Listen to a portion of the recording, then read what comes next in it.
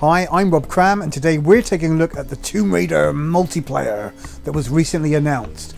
We got some hands-on time with the rescue and team deathmatch mode at Square Enix's offices this week, and are here to offer an opinion on how the game plays out. Right off the bat, Tomb Raider feels and looks exactly like the multiplayer from Uncharted, and seeing as this is the first foray into multiplayer aside from the co-op experience in the Guardian of Light, it's safe to assume those developing the multiplayer have had a keen eye on what others have been doing. Right down to the lobby menus, the similarities are strikingly similar. Not that it's a bad thing. For anyone looking at Tomb Raider, the biggest question of them all is why add a multiplayer in the first place?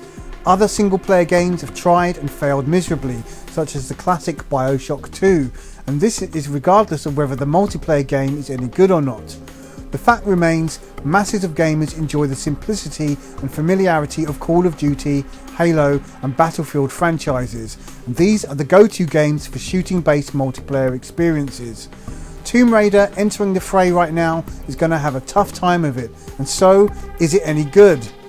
In no uncertain terms, the multiplayer is good and ticks all the right boxes when it comes to interface, perks, weapons and of course the fun factor. The modes on offer are also likely to be well polished, as are the maps, and from what we played, it all gels nicely together. It's unlikely to draw COD players from their usual haunts, but it's obvious the multiplayer has been included to offer gamers a full-on Tomb Raider experience, a commendable stance to take. In some ways, there's a feeling that something more could have been done with other elements of the game instead, something a little more tangible to the single-player story.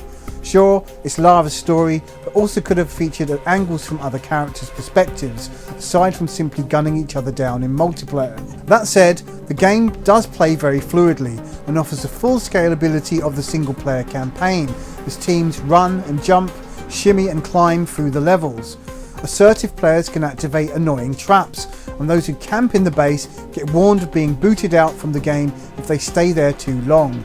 The verticality of the chasm level we played was very good, providing lots of cover but also plenty of sniping points. It seems there's little lateral movement through the level though, due to the fixed spawn points, where bouts are more face-offs. This allows campers to snipe using the powerful bow, although we found that shooting an entire clip with controlled single shots from the machine gun from long range at an enemy yielded no results at all, making the game a little unfair for ranged attacks when not using the signature bow weapon, which is able to one-hit kill from quite a long range. Rounds are fast and furious, but the game does fall apart in close quarters where melee moves can be performed. The camera doesn't allow for fluid takedowns and seems based on luck rather than skill. A lock-on would have been beneficial here, or the choice of a better melee weapon that compensated for the fast player movement and third-person viewpoint. The rescue mode added an objective to the game, where one team works together to capture medical supplies and the other to take down and then stomp the enemies for the kill, and points of up to 20 are needed for the win here. The survivors hunting for the medical supplies only need to take 5 kits back to the base and can revive downed players, and those who are downed can still move on the ground and shoot. Sadly, our teammates were too busy trying to score the elusive points and take time to rescue downed opponents. A more prominent marker system could have alleviated this. On some occasions, teammates simply ran past downed players, which was incredibly frustrating. As for the opposing team, the simplicity of gunning down opponents and curb stomping them for points is a lot less tactical and places a different slant on the game type, making for a more enjoyable experience all round.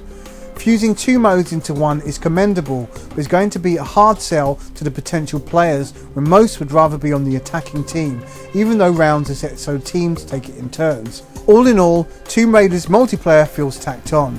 There's no escaping this, and personally, we'd have preferred something more original as an addition to the solo game. If value for money is what you're after, then this is what you'll get, and in this regard, Crystal Dynamics will have succeeded. Tomb Raider comes to retail on March the 5th. I'm Rob Cram, thanks for watching.